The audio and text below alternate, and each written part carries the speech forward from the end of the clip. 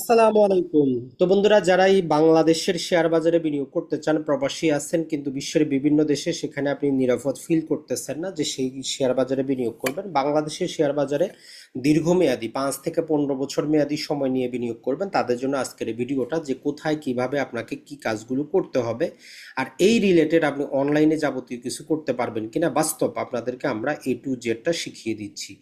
তো দেখেন বন্ধুরা, আপনি যে কাজটা করতে পারেন সেটা হচ্ছে যে, আমরা যদি বলি, আপনি বাংলাদেশ শেয়ার বাজারটা আপনাদেরকে যদি আমরা ফাইনালি একদম বাস্তব ভিত্তিক যদি বুঝাই, বাংলাদেশে দুইটা শেয়ার বাজার আছে। একটা হচ্ছে আমাদের ডিএসসি, যদি আপনি কি করেন গুগলে গিয়ে ডিএসসি বিডি লিখেন, বাংলাদেশের এই ওয়েবসাইটটা চলে আসবে, মানে ঢাকা শেয়ার বাজারের যে ওয়েবসাইট চলে আসে, এই যে ঢাকা স্টক এক্সচেঞ্জ, এটা চলে আসবে।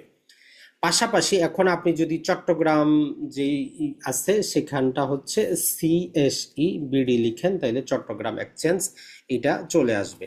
তো বাংলাদেশে মূলত এই দুটাই এক্সচেঞ্জ আছে, এখানে আপনারা বিনিয়োগটা করতে পারেন। এটা হচ্ছে আমাদের চট্টগ্রাম যে স্টক এক্সচেঞ্জ। তো আজকে আমরা ঢাকা স্টক এক্সচেঞ্জ নিয়ে আলোচনা করব যে এইখানে কিভাবে বিনিয়োগ করা যায়।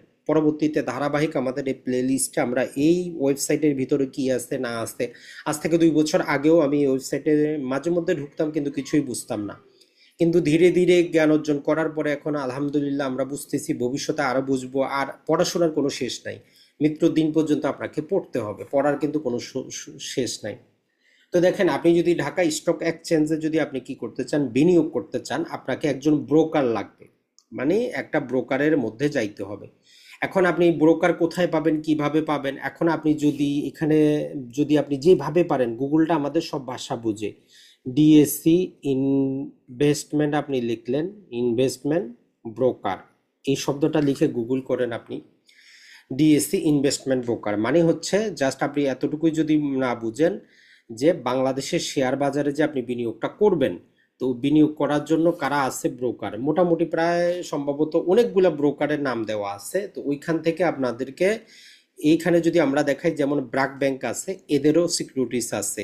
এটা ছাড়া সান্টা সিকিউরিটিস আছে, এরপরে আমরা এনবিএল সিকিউরিটিস আছে, লঙ্কা বাংলা ফাইন্যান্স আছে, এই যে লঙ্কা বাংলা ফাইন্যান্সও দেওয়া আছে। তো নর্মালি আমি নিজেও লঙ্কা বাংলাতে করেছি, আপনি চাইলে লঙ্কা বাংলাতে করতে পারেন। এটা হচ্ছে লঙ্কা বাংলার, আপনি এই লঙ্কা বাংলার ওয়েবসাইটে গিয়ে তাদের সম্পর্কে জানতে পারেন, বুঝতে পারেন, সেখান থেকে নানা কিছু জানতে পারেন। তো এটা হইলো আপনার একটা ব্রোকারেজ। লঙ্কা বাংলাতেই করতে হবে এমন না, অসংখ্য ব্রোকারেজ আছে, সেখানে আপনি করবেন। তো এখন এদের মধ্যে আপনি কি করতে পারেন, অনলাইনে কিভাবে করতে পারবেন। তো এখানে যদি আপনি যান, এখানে দেখবেন যে আপনার ওপেন বিও অ্যাকাউন্ট, এই ওপেন বিও অ্যাকাউন্টটা আপনি দুইভাবে তৈরি করতে পারেন। একটা হচ্ছে যে কোনো ব্রোকারেজের মাধ্যমে আপনি এখানে নাম ঠিকানা সব কিছু দিয়ে যাবতীয় কিছু করে করতে পারেন, অথবা এই ব্রোকারেজ হাউসগুলা মূলত তারা যে বিও অ্যাকাউন্টটা রেজিস্টার্ড হয় সেটা হচ্ছে সিডিবিএল, সেন্ট্রাল ডিপোজিটরি বাংলাদেশ, এইটার মধ্যে যায় করতে হয়। তাহলে আপনার অথেন্টিক হচ্ছে এটা আমাদের যে সেন্ট্রাল ডিপোজিটরি বাংলাদেশ লিমিটেড। আপনি এখানেও সরাসরি করতে পারেন অথবা যে কোনো ব্রোকারেজ হাউসের মাধ্যমেও করতে পারেন। আপনার আইডি কার্ডের অনুযায়ী অ্যাকাউন্টটা হবে, আপনি যে শেয়ারগুলো কিনবেন এগুলো সেন্ট্রালি সিস্টেমে লিস্টেড থাকবে। তো এখান থেকেও আপনি এই যে ওপেন এ বিও অ্যাকাউন্ট এখান থেকে করতে পারবেন। তবে এখান থেকে করলেও আপনাকে ব্রোকার খুঁজতে হবে। তো তাই সবচেয়ে বেস্ট হচ্ছে আপনি যে কোনো ব্রোকারেজ হাউসের মাধ্যমে আপনি খুলে ফেলান। এর এককালীন ফি হচ্ছে প্রথম বছরের জন্য 450 টাকা, এটা এই যে সেন্ট্রাল ডিপোজিটরি বাংলাদেশ লিমিটেডই পাবে। এখন ব্রোকারেজ হাউস কোনটা ভালো কোনটা খরচ বেশি এইগুলা আরেকটা বিষয়, তবে আপনি লঙ্কা বাংলাতে করতে পারেন, তাদের খরচটা কম, অনেক বড় সড়ো, তারা একটা যেই বলি কোম্পানি অনেক দীর্ঘদিন যাবৎ কাজটা করতেছে। এখন আপনি যখন এদের মাধ্যমে কাজটা করে ফেলবেন, ধরলাম যে আপনি এদের মাধ্যমে কি করলেন, লঙ্কা বাংলা ফাইন্যান্সে আপনি যখন এখানে অনলাইনে এটা দিবেন, সেখান থেকে আপনাকে দেখাবে যে আপনি কোন ব্রাঞ্চের জন্য করাচ্ছেন।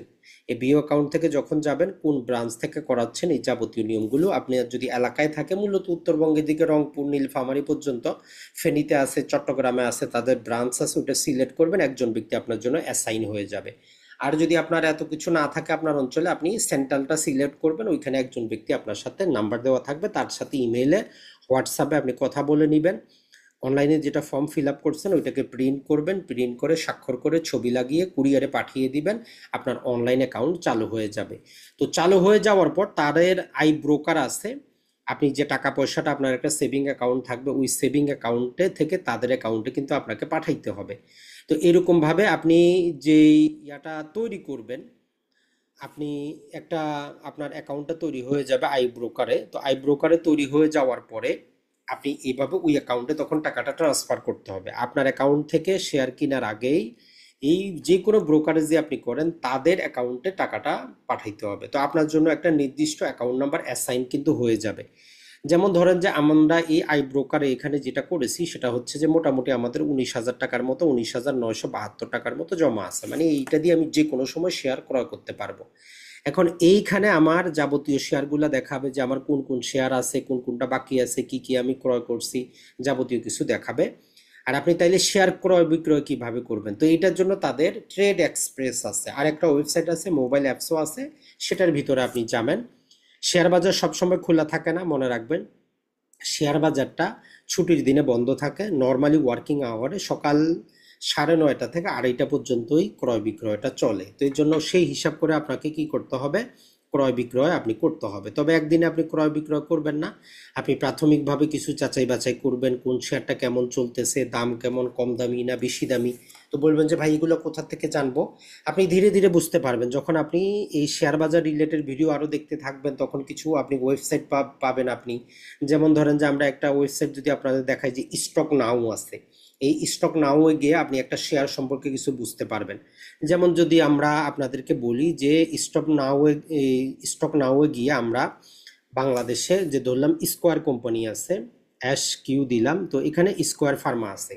তো এই স্কোয়ার ফার্মা থেকে আপনি কি বুঝবেন, কিছুই আপনার দরকার নাই, জাস্ট আমরা সিম্পল একটা সূত্র আপনাদেরকে দিয়ে দিব।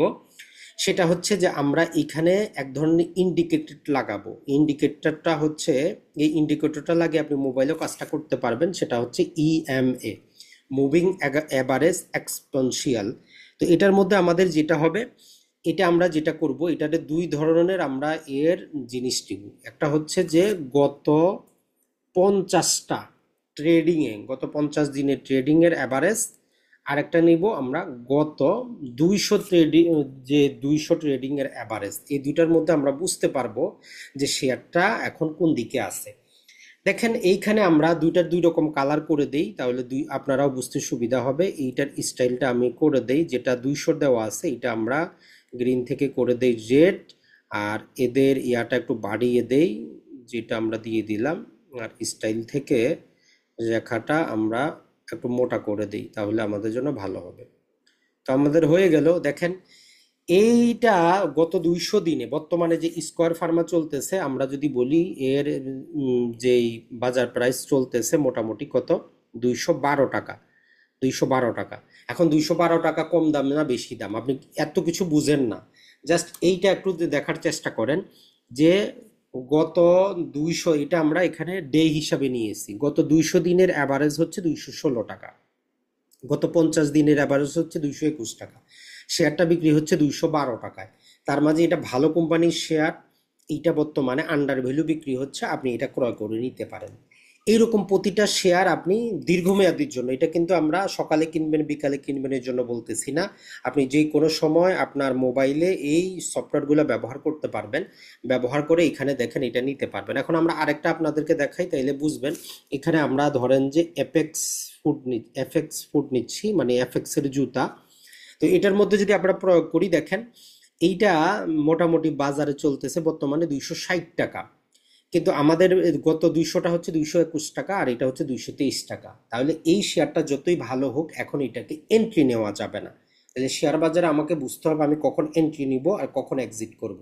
তো এই সিম্পল জ্ঞানটা আপনার চলে আসবে, আপনার টেনশনের কোনো কারণ নাই।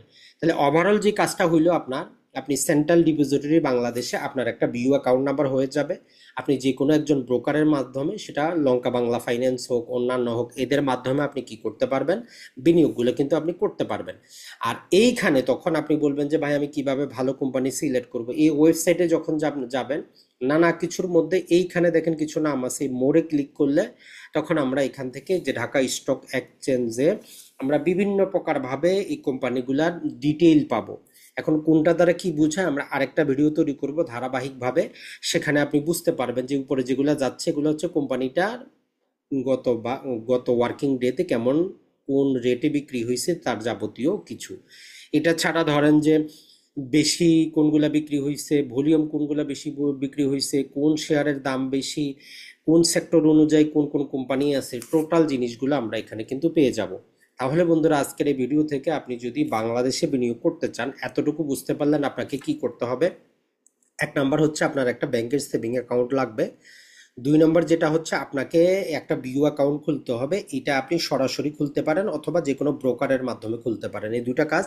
কিছু ব্রোকার আছে যেটার মাধ্যমে আপনি Dhaka share market, Chittagong share মার্কেটে উভয় জায়গায় বিনিয়োগটা করতে পারবেন।